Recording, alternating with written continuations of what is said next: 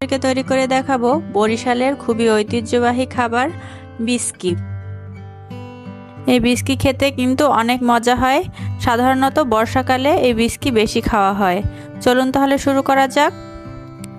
বিস্কি তৈরি করার জন্য এখানে আমি নিয়ে নিয়েছি 2 কাপ চাল।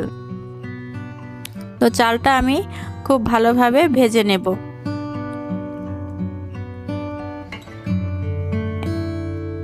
মিডিয়াম হিটে উল্টে পাল্টে ভালোভাবে চালটা ভেজে নিতে হবে।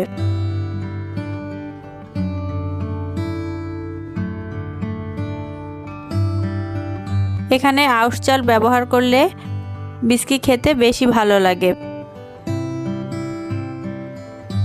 তো এই যে আমার ভালোভাবে চালটা উল্টে পাল্টে ভেজে নেওয়া হয়ে গেছে।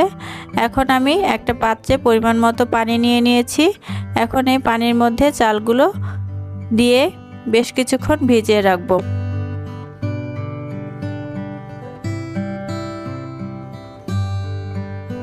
এভাবে আমরা ভিজিয়ে রাখবো প্রায় 1 ঘন্টা। তো 1 ঘন্টা পরে আমাদের রান্না করার পালা। তো প্রথমেই আমি রান্না করার জন্য এখানে দিয়ে দিয়েছি 2 টেবিল চামচ তেল। এখন তেলের মধ্যে আমি কিছু গরম মশলা দিয়ে দিয়েছি। এখানে দিয়ে দিয়েছি 2টা তেজপাতা, 4 টুকরা দারচিনি এবং 4 টুকরা এলাচ।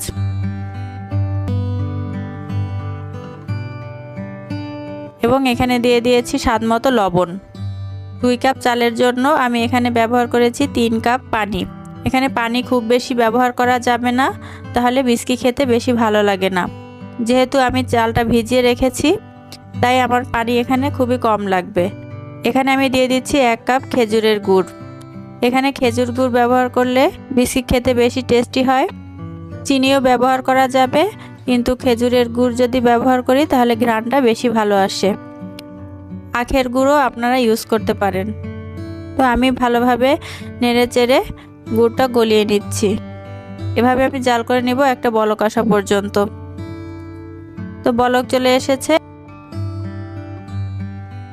এখানে আমি নিয়ে নিয়েছি কিছু নারকেল কোরানো, এটা আমি সম্পূর্ণ দিয়ে দিচ্ছি।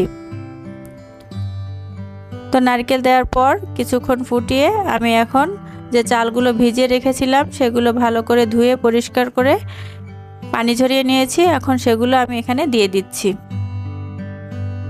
আউশ চাল ব্যবহার করে এই রেসিপিটি করলে সেটি খেতে বেশি ভালো লাগে। তো এটা কিছুক্ষণ রান্না করার পর যখন পানিটা কিছুটা শুকিয়ে আসবে তখন আমি কিছু নারকেল ফালি করে ছোট ছোট টুকরা করে রেখেছিলাম সেগুলো এখানে দিয়ে দিচ্ছি। এখানে নারকেলের ফালিটা অবশ্যই ব্যবহার করার চেষ্টা করবেন, কারণ খাওয়ার সময় যখন দাঁতের নিচে নারকেলের ফালিগুলো পড়ে তখন খেতে খুব বেশি ভালো লাগে। তো এভাবে কিছুক্ষণ রান্না করার পর পানি শুকিয়ে গেলে আমাদের বিস্কি তৈরি হয়ে যাবে। তো এই যে আমাদের বিস্কি তৈরি হয়ে গেছে। এখন পরিবেশনের পালা। এখন আমি একটা প্লেটে এগুলো পরিবেশন করে নিচ্ছি এবং পরিবেশনের সময় উপর থেকে কিছু নারকেলের ফালি ছিটিয়ে দিচ্ছি।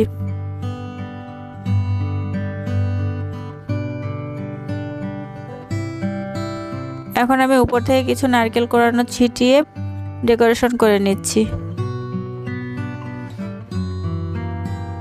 তো এই যে ঝটপট তৈরি হয়ে গেল আমাদের বরিশালের ঐতিহ্যবাহী খাবার বিস্কি। অনেকে এটাকে লাল ভাতও বলে থাকে। এটা সাধারণত বর্ষাকালে খেতেই বেশি ভালো লাগে। তো আজকে রেসিপিটি আপনাদের কাছে কেমন লাগলো? যদি ভালো লেগে থাকে তাহলে আমাদের ফেসবুক পেজ ফলো এবং ইউটিউব চ্যানেল সাবস্ক্রাইব করে আমাদের সাথেই থাকবেন। সবাই ভালো থাকবেন। আল্লাহ হাফেজ।